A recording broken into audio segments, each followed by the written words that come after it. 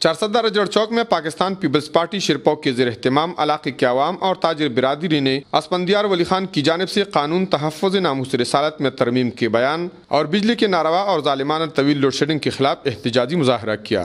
مظاہرے کی قیادت پاکستان پیپلز پارٹی شرپو کی ضلعی رہنما بریسٹر سلطان خان کر رہے تھے۔ مظاہرین نے روڈ پر ٹائر جلا کر ہر قسم کی ٹریفک بلاک کر دی، جبکہ تاجر برادری نے احتجاجاً دکانیں بند کر دی۔ مظاہرین سے خطاب کرتے ہوئے بریسٹر سلطان نے کہا کہ ہندوستان میں عوامی نیشنل پارٹی کے مرکزی چیئرمین اسفندیار ولی خان کی جانب سے قانون تحفظ ناموس رسالت میں ترمیم کے بیان پر مسلمانوں کی دل آزاری کی ہے۔ انہوں نے کہا کہ اسفندیار ولی کو اس قسم کے الفاظ کہنے پر قوم سے معافی مانگنی چاہیے۔ انہوں نے مزید کہا کہ پسکو اہلکاروں نے ظالمانہ اور طویل لوڈ شیڈنگ پر غریب عواموں کی زندگی اجیرن کر دی ہے۔ ناروا لوڈ شیڈنگ سے تجارت ٹپ ہو کر رہ گئی ہے، جبکہ علاقے میں مختلف خطرناک بیماریوں اور شام کے بعد جرائم نے جنم لیا ہے۔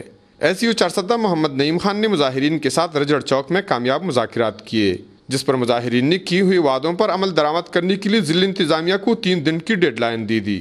مظاہرین سے تپا رجڑ کے صدر طارق شاہ باچا، عرفان اللہ اور دیگر مقررین نے بھی خطاب کیا۔ کفایت اللہ، اے نیوز، چارسدہ۔